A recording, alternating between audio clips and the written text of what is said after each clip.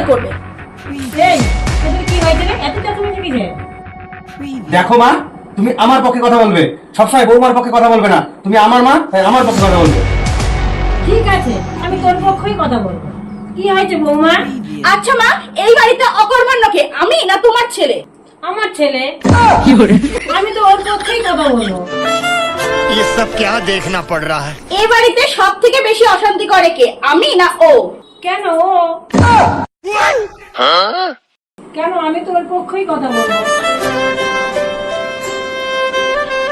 এই ঘরটা সব থেকে বেশি নোংরা করে কে? কেন ও? আমি তো ওর পক্ষ নিয়েই কথা বলবো।